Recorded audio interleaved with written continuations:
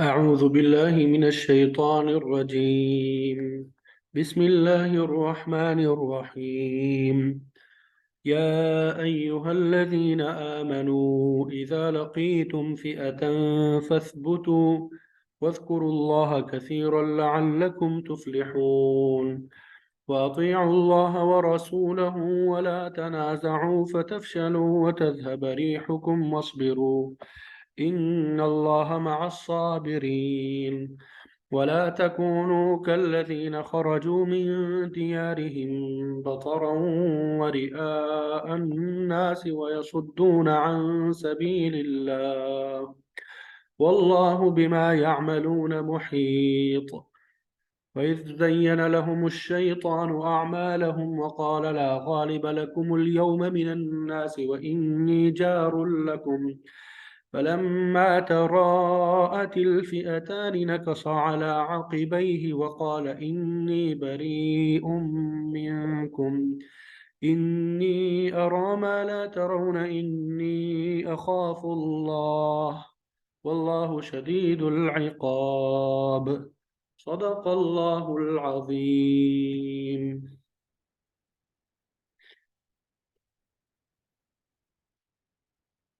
الحمدللہ آپ کے سامنے سورہ انفال آیت نمبر 45 سے آیت نمبر 48 تک تلاوت کی سعادت حاصل کی۔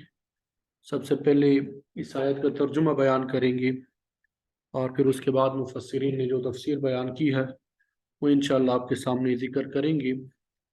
یا ایہا الذین آمنو، اے وہ لوگو جو ایمان لائے، یعنی اے ایمان والو، اذا جب، لقیتم تم ملو، فئتن کسی جماعت سے، فثبتو تو ثابت قدم رہو۔ فثبتو کا معنی کیا ہوتا ہے؟ ثابت قدم رہو۔ واذکروا اللہ،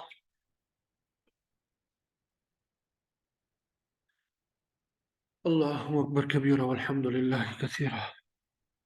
واذکروا اللہ، اور تم یاد کرو اللہ کو، کثیرہ کثرت سے، لعلکم تاکہ تم تفلحون کامیاب ہو جاؤ۔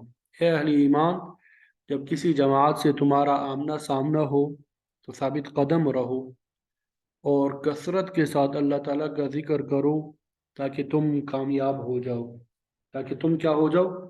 کامیاب ہو جاؤ۔ وَأَطِيعُوا اللَّهَ، اور اطاعت کرو اللہ کی، ورسولہ اور اس کے پیغمبر کی، وَلَا تَنَازَعُوا اور جھگڑا مت کرو ایک دوسرے سے، فَتَفْشَلُوا کہ تم کمزور پڑ جاؤ، وَتَذْهَبَ اور چلی جائے، رِيحُكُمْ تمہاری ہوا، وَتَذْهَبَ اور چلی جائے، رِيحُكُمْ تمہاری ہوا، وَاصْبِرُوا اور تم صبر کرو۔ اللہ اور اس کے رسول کی اطاعت کرو، آپس میں جھگڑا مت کرو ورنہ تم کمزور پڑ جاؤ گے اور تمہاری ہوا جو ہے وہ اکڑ جائے گی، اور صبر کرو۔ ان اللہ مع الصابرین، بے شک اللہ تعالیٰ صبر کرنے والوں کے ساتھ ہے، بے شک اللہ تعالیٰ صبر کرنے والوں کے ساتھ ہے۔ ولا تکونوا اور مت ہو جاؤ تم، کالذین ان لوگوں کی طرح، خرجو جو نکلے، من دیارہم اپنے گھروں سے، بطرن اتراتے ہوئے، ورئاء الناس اور لوگوں کو دکھانے کے لیے، ویصدون اور وہ روکتے ہیں، عن سبیل اللہ اللہ تعالیٰ کے راستے سے، واللہ اور اللہ تعالیٰ، بما اسے جو، یعملون وہ کر رہی ہے، محیط احاطہ کرنے والا ہے۔ یعنی ان لوگوں کی طرح مت ہو جاؤ جو اتراتے ہوئے لوگوں کو دکھانے کے لیے اپنے گھروں سے نکلے اور جو اللہ کے راستے سے روکتے ہیں، اور جو کچھ وہ کرتے ہیں اللہ تعالیٰ اس کا احاطہ کرنے والا ہے، احاطہ کیے ہوئے ہیں۔ وَإِذْ اور اس وقت کو یاد کرو جب، زینہ مزین کر دیا، لہم ان کے لیے، الشیطان شیطان نے، اعمالہم ان کے اعمال کو، وقال اور کہا، لا غالب لکم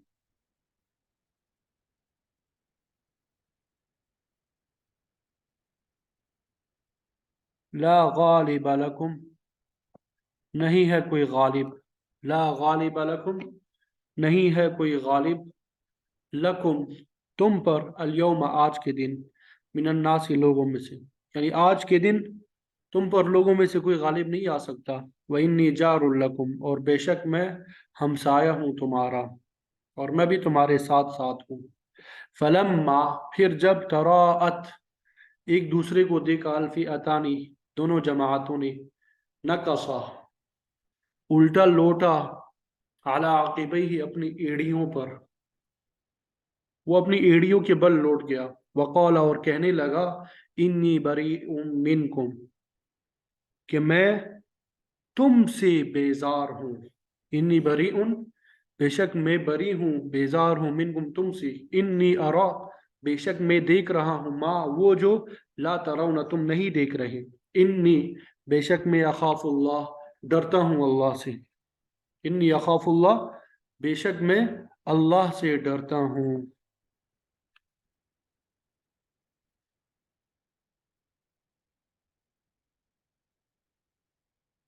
واللہ، اور اللہ تعالیٰ شدید العقاب، سخت عذاب دینے والا ہے، اور اللہ تعالیٰ سخت عذاب دینے والا ہے۔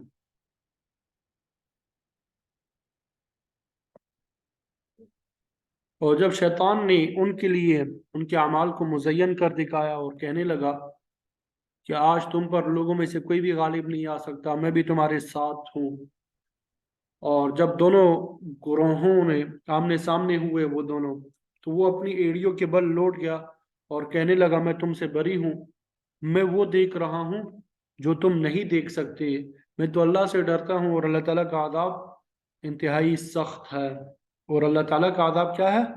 انتہائی سخت ہے۔ ترجمہ سمجھ میں آ گیا ان آیات کا؟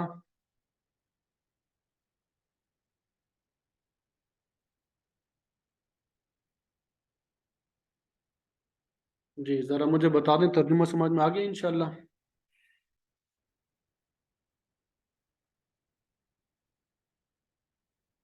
چلیے الحمدللہ۔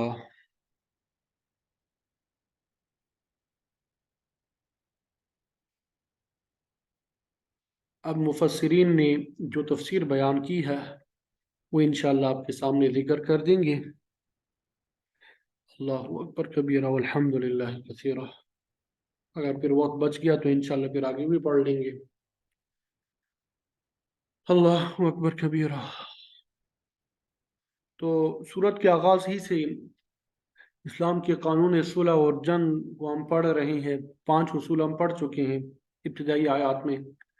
اللہ تعالیٰ نے اہل ایمان سے خطاب کیا کہ جب کفار سے آمنا سامنا ہو، فلا تولوہم الادبار، تم پشت پھیر کر مت بھاگو۔ اور دوسری بات یہ بیان فرمائی، اطیعوا اللہ و رسول، اللہ اور اس کے رسول کی اطاعت کرو، جان بوجھ کر روگردانی مت کرو۔ اور تیسرا اصول اللہ تعالیٰ نے یہ بیان فرمایا کہ اللہ اور رسول کی بات کو قبول کرو جب وہ تمہیں بلائیں، اسی میں تمہاری زندگی اور حیات ہے۔ اور چوتھا اصول یہ بیان فرمایا کہ اے اہل ایمان، نہ تو اللہ سے خیانت کرو اور نہ رسول سے، اور نہ ہی اپنی امانتوں میں خیانت کے مرتکب ہو۔ اور پھر اس کے بعد اللہ تعالیٰ نے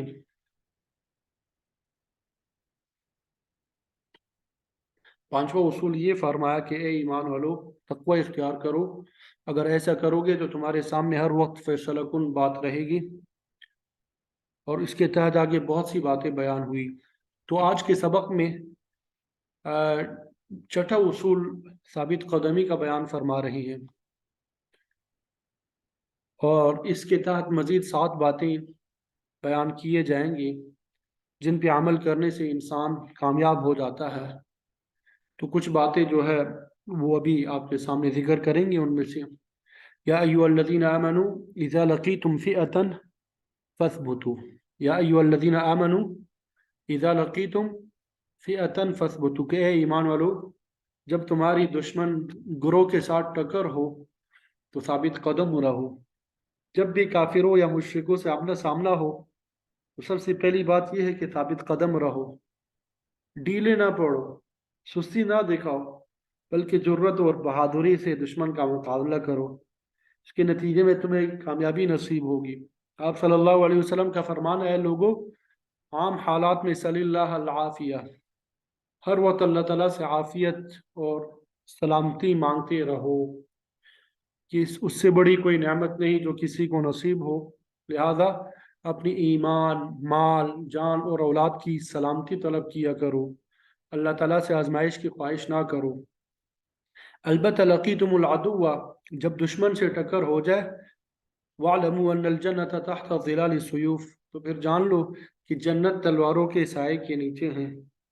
دشمن کے مقابلے میں بزدلی مت دکھاؤ بلکہ ثابت قدمی سے مقابلہ کرو، کیونکہ جہاد تمہیں جنت کا حقدار بنا دے گا. دشمن کے ساتھ مقابلہ کرتے وقت شور شرابہ مت کرو بلکہ خاموشی کے ساتھ اللہ کا ذکر کرو. مصنف عبد الرزاق کی روایت میں دو الفاظ آتے ہیں.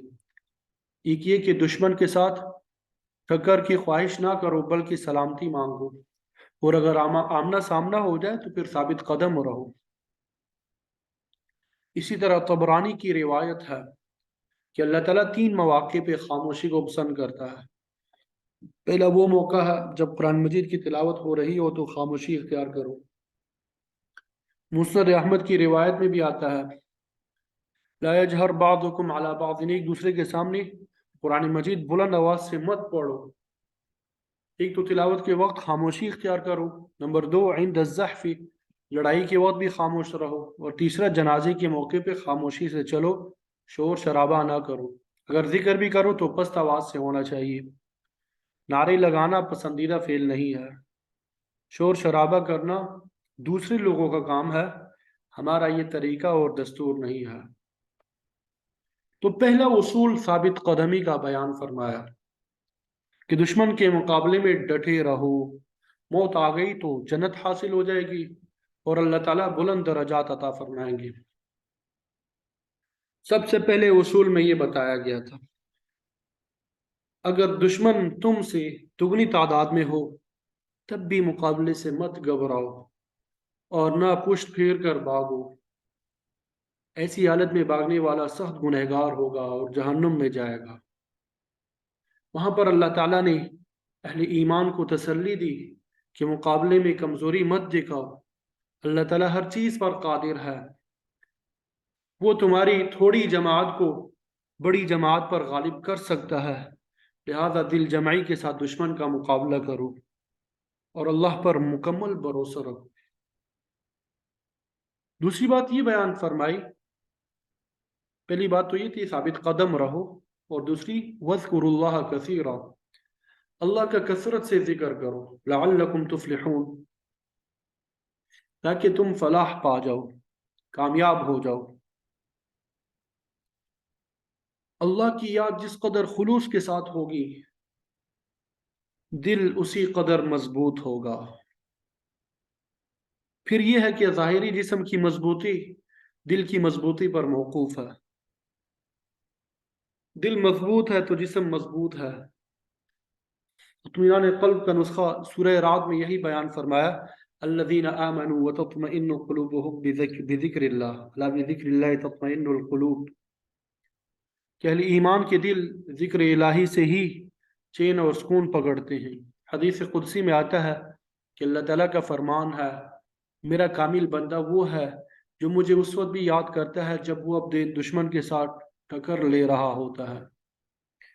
ذکر الہی ایک ایسی عبادت ہے جس کی کوئی لمٹ اور تحدید نہیں ہے.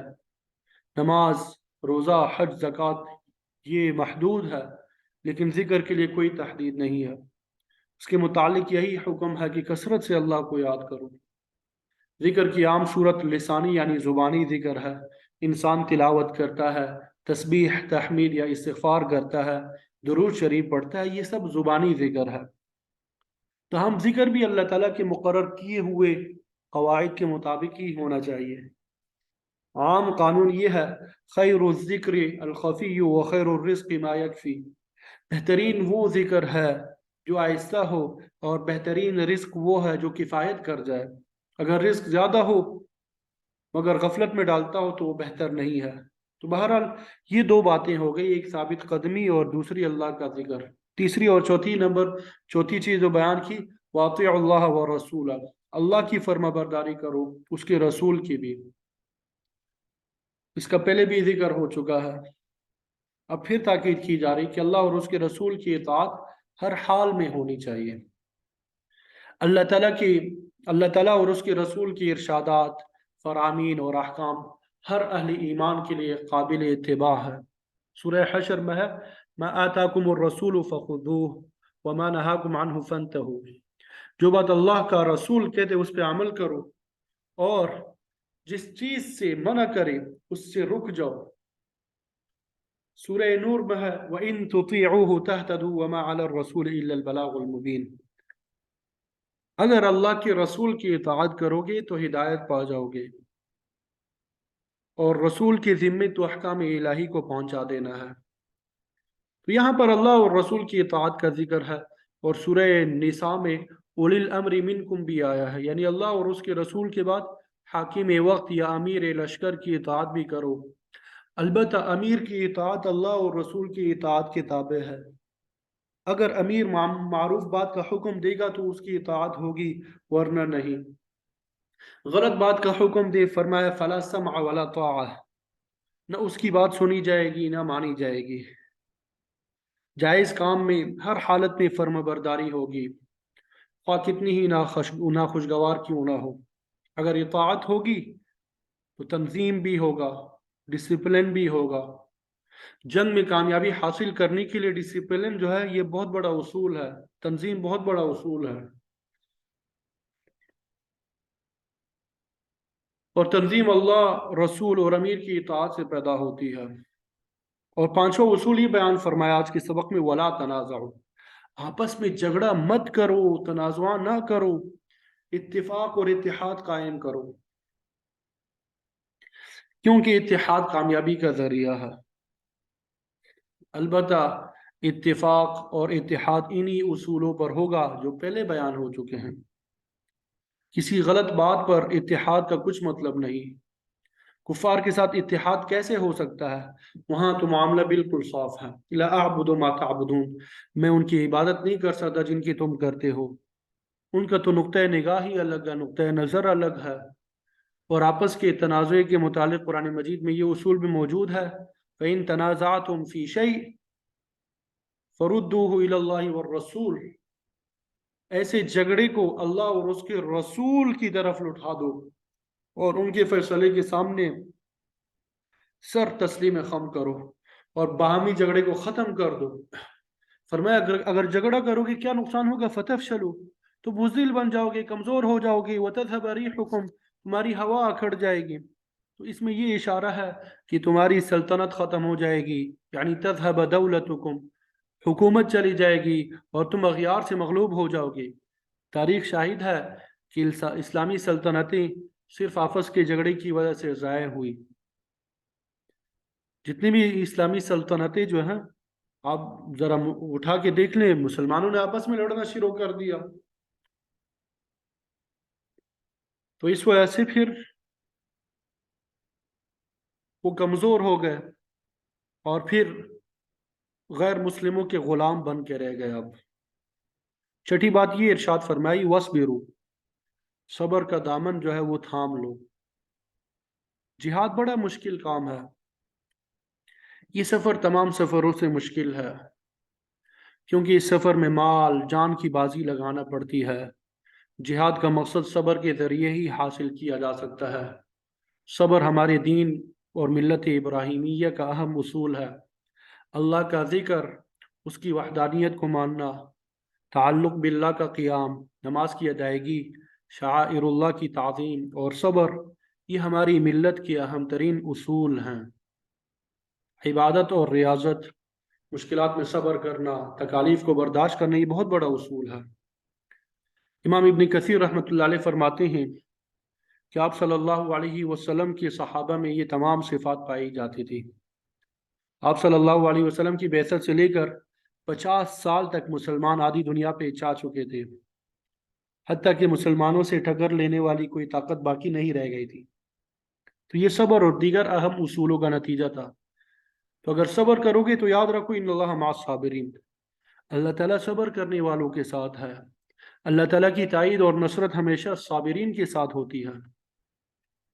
بہرحال فرمایا کہ دین کے بتلائے ہوئے ان اصولوں پہ کاربند رہو گے تو کامیابی تمہارے قدم چومے گی۔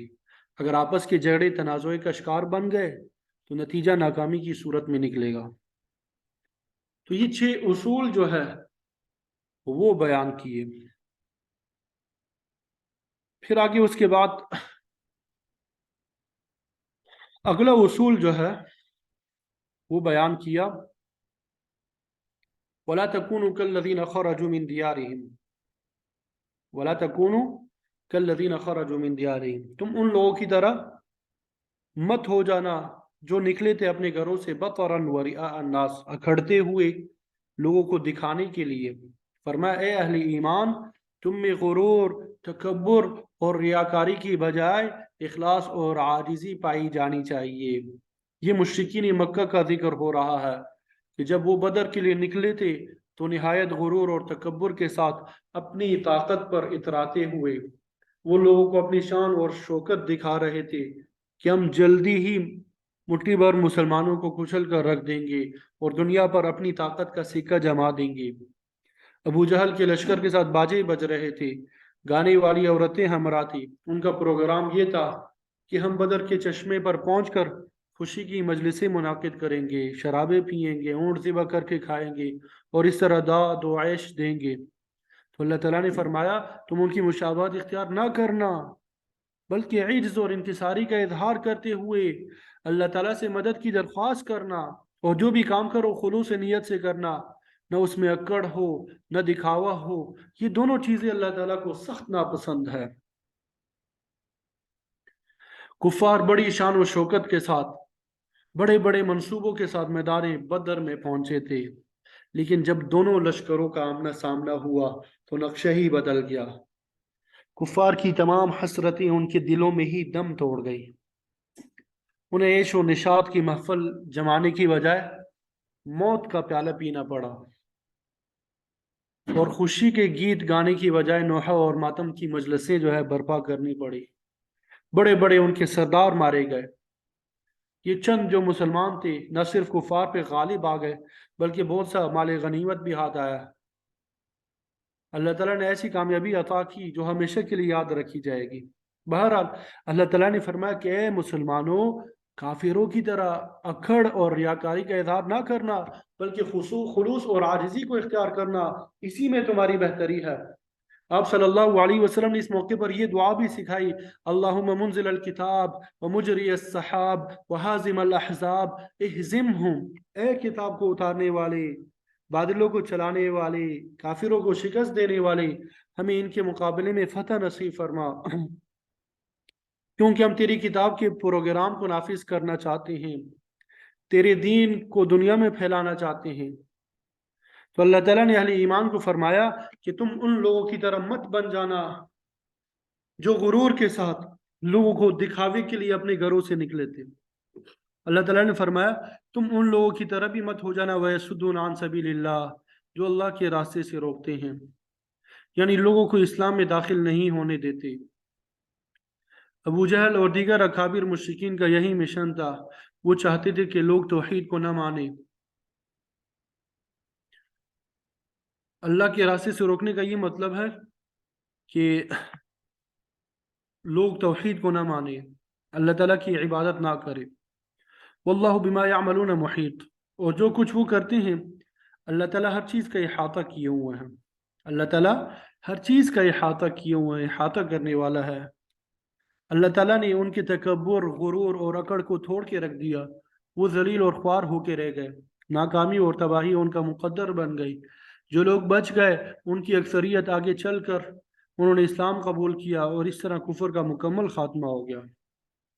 تمام اختیارات اللہ تعالیٰ کے پاس ہے، وہی ہر چیز کو گھیرنے والا ہے، تو لہٰذا اللہ تعالیٰ نے کفار کی تدبیر کو ناکام بنا کر انہیں مغلوب کر دیا، اگرچہ ظاہری حالات ان کے حق میں تھے۔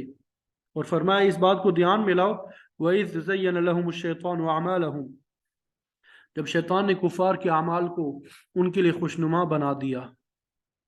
بنی کنانہ جیسا وسیع قبیلہ قریش کے خلاف تھا، اور قریش ہمیشہ اس قبیلے کی طرف سے خائف رہتے تھے۔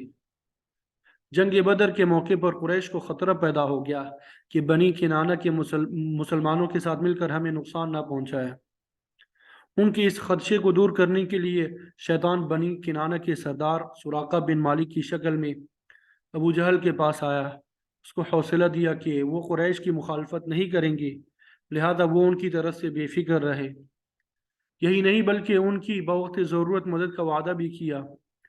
ابو جہل اسے سراقہ سمجھ کر مطمئن ہو گیا کہ بنی کنانہ کی طرف سے خطرہ ٹل گیا ہے، لیکن عین جنگ کے وقت جب سراقہ کا ہاتھ ابو جہل کے ہاتھ میں تھا تو سراقہ یعنی شیطان نے پیچھے ہٹنا چاہا۔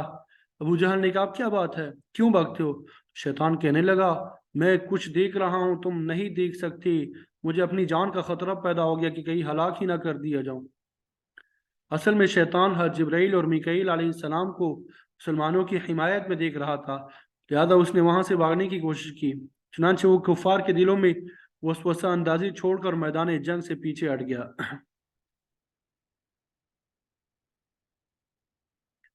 شیطان نے کفار کے اعمال کو ان کی نظروں میں مزین کر کے دکھایا، وقال، اور ساتھ میں یہ بھی کہا، لا غالب لکم اليوم من الناس، آج کے دن تم پر کوئی غالب نہیں آئے گا بلکہ تم ہی غالب ہوگے، وَإِنِّي جَارٌ لَكُمْ، میں تمہارا حمایتی ہوں۔ چونکہ وہ سراقہ کی شکل میں آیا تھا اس لیے ابو جہل نے اسے اپنا حمایتی ہی سمجھا، لیکن فلما تراءت الفئتان، جب اس نے دونوں گروہوں کو آمنے سامنے دیکھا، جب دونوں لشکر جنگ کے لیے میدان میں اتر آئے، نکص علی عقبیہ، تو شیطان الٹے پاؤں پھر گیا، وقال، اور کہنے لگا، انی بریء منکم، میں تم سے بیزار ہوں، کیوں؟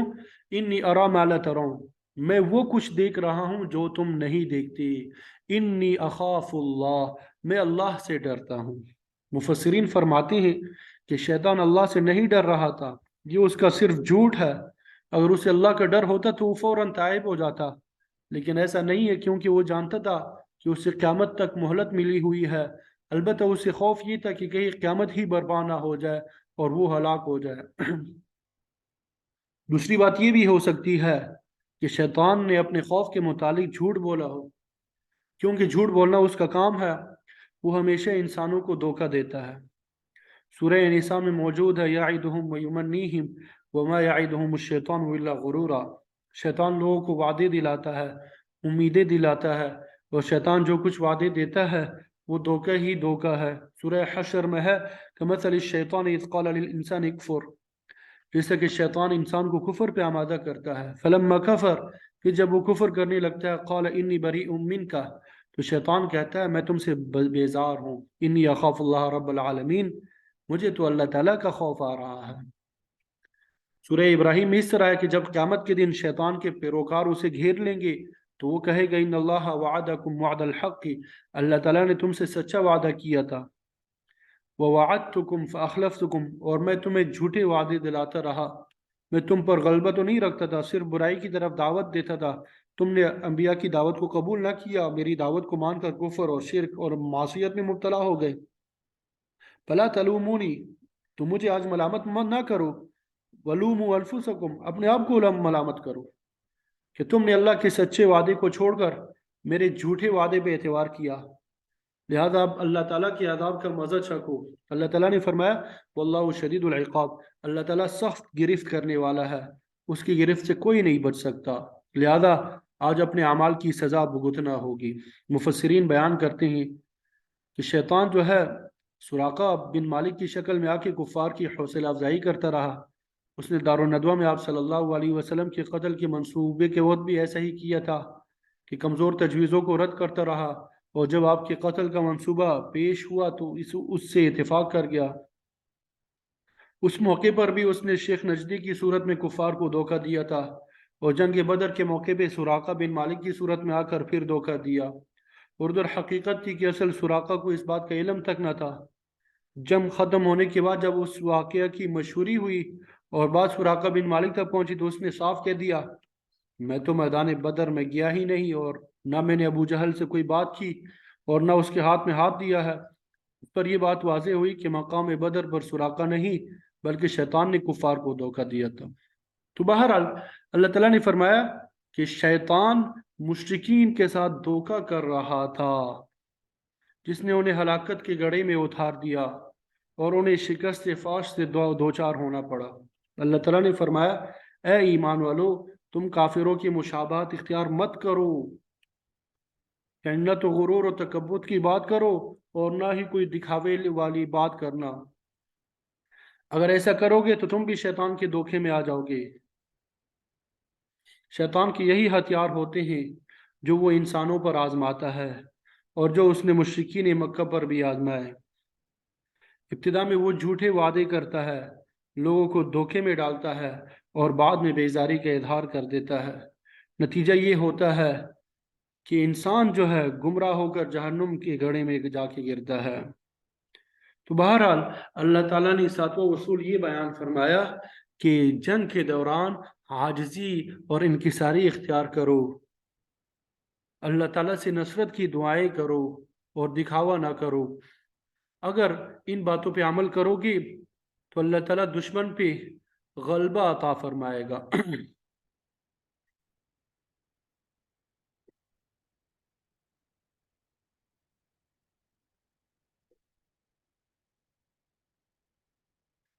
اللہ تعالیٰ سے دعا ہے کہ اللہ تعالیٰ ہمیں سمجھنے کی توفیق عطا فرمائے، قرآن مجید کے احکامات پہ عمل کرنا ہم سب کے لیے آسان بنائے، اور خیر و عافیت کے ساتھ ہمیں قرآن مکمل کرنے کی توفیق عطا فرمائے۔ وآخر دعوانا ان الحمد للہ رب العالمین۔ انشاءاللہ کل پھر آگے پڑھ